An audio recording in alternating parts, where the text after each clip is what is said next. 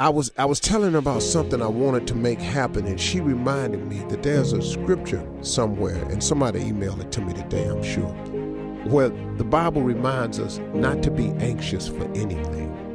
Don't be anxious for something. And it really mattered to me at that point yesterday that she brought this to my attention, because how many times I've been guilty of that in my past, and I've learned better now, but every now and then I need to be reminded.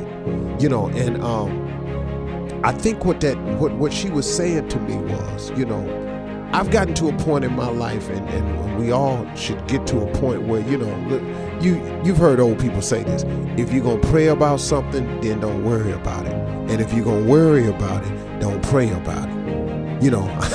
I think we've all heard that, and it makes so much sense. I'm talking to people out there who have faith. If you don't have faith,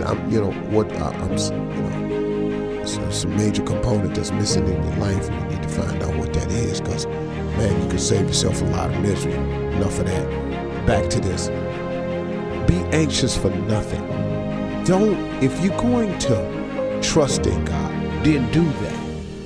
And trusting in Him means sometimes you got to be patient and not anxious for something. Sometimes I would do this. In my ability to want something to happen so bad, I would be out there forcing the issue so tough, pushing the button so hard, that I would actually create some situations that now I had to allow God to undo, reroute, remanage, go see about, when had I stayed patient and waited on Him. What He had for me was better than the thing that I was so anxious about.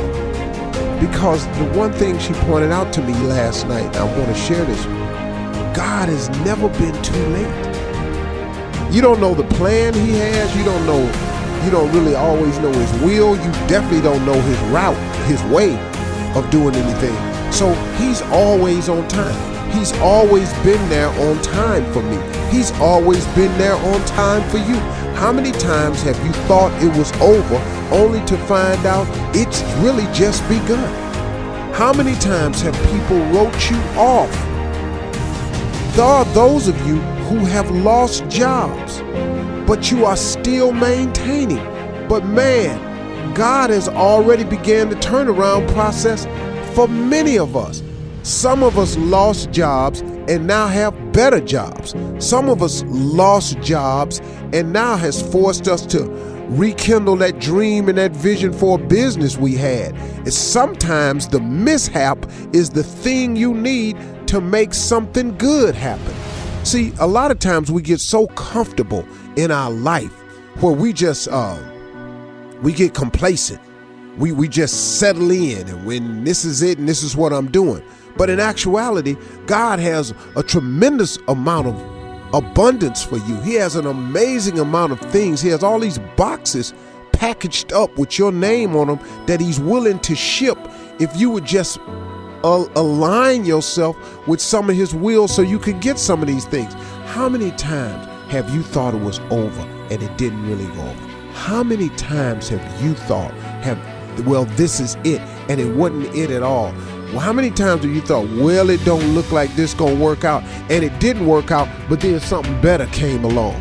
How many times has that happened?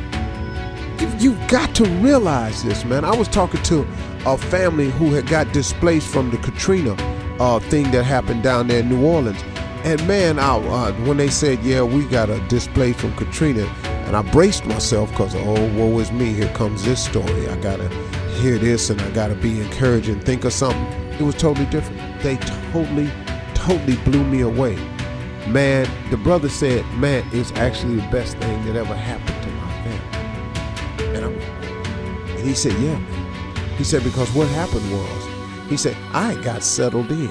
He said, plus, I was doing some things outside of my marriage down there. He said, I was doing some stuff in the streets I ain't need to be doing.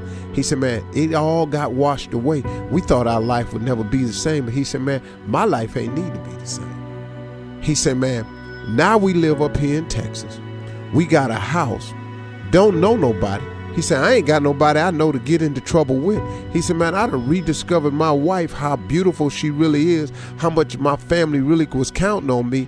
And he said, man, it straightened me up, man. He said, so I got to tell you, Steve, it was the best thing that ever happened to me. Now, that's not always the case, but it's how you look at a situation. But just don't be anxious for anything, because God got a fix for you if you just let him work. So just stay on course, stay focused. Don't lose faith. Don't be anxious, man. Just stay in the wheel. Let God work with you. He got some great stuff in store for you, okay?